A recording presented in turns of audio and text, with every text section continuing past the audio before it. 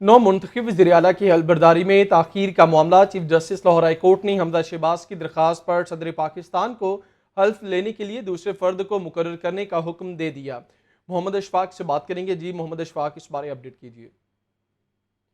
जी बिल्कुल, chief justice Lahore high court justice Mohammad Amir Bhatti ने हमजा शहबाज से गवर्नर पंजाब की जानिब से हल्फ ना लेने के मामले पर समाअत करते हुए अपने मुख्तसर फैसला जारी कर दिया है। और मुख्तसर फैसले में चीफ जस्टिस ने सदर पाकिस्तान को अदालती फैसले की कॉपी फौरी तौर पर भिजवाने की हिदायत देते हुए ये कहा है कि सदर पाकिस्तान गवर्नर पंजाब के बजाय हमजा शहबाज से वज़ीर आला के ओहदे का हल्फ लेने के लिए किसी और फर्द को नामजद करें।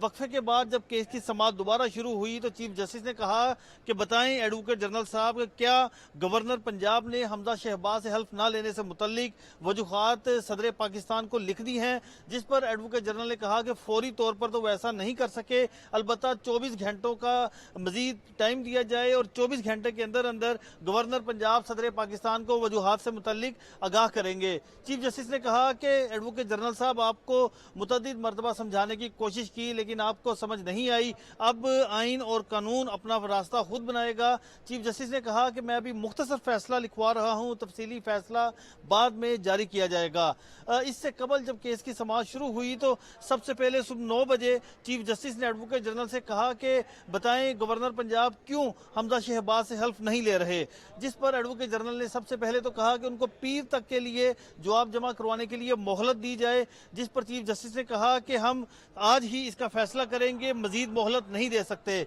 जिस पर एडवोकेट जनरल ने कहा कि मैंने अभी गवर्नर पंजाब से हदायत लेनी है। तो चीफ जस्टिस ने कहा कि 21 रोज गुजर गए हैं, सूबे में वजीर आला नहीं है, कोई काम नहीं हो रहा और आपके पास तो एक ही केस है तो आपने उस पर भी कुछ नहीं किया। अदालत ने यह कहकर समाअत 11 बजे तक मुलतवी की और जब 11 बजे दोबारा एडवोकेट जनरल पंजाब आए तो उन्होंने अदालत में यह कहा कि अदालत को गवर्नर के मामलात में मदाखलत का कोई इख्तियार नहीं है। चीफ जस्टिस ने कहा कि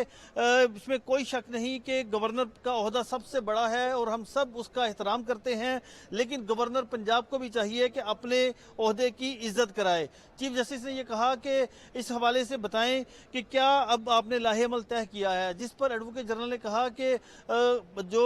गवर्नर पंजाब हैं वो सदर पाकिस्तान को हमजा शहबाज से हल्फ ना लेने के लिए वजूहात से मुतल्लिक तहरीरी तौर पर आगाह करेंगे, लेकिन अदालत को उसका टाइम फ्रेम नहीं दे सकते। चीफ जस्टिस ने कहा कि मैं दोपहर 2 बजे तक की मोहलत देता हूं, अगर दोपहर 2 बजे तक आपने सदर पाकिस्तान को वजूहात लिख दी तो ठीक, वरना अदालत फैसला सुनाएगी। जब दोपहर 2 बजे केस की समाअत पर कार्रवाई का आगाज हुआ तो एडवोकेट जनरल पंजाब ने कहा कि हम फौरी तौर पर अदालती हुक्म पर अमल नहीं कर सके, मजीद 24 घंटों की मोहलत दी जाए। अदालत ने कहा कि अब आइन और कानून के मुताबिक कार्रवाई आगे बढ़ाएंगे, जिसके बाद चीफ जस्टिस ने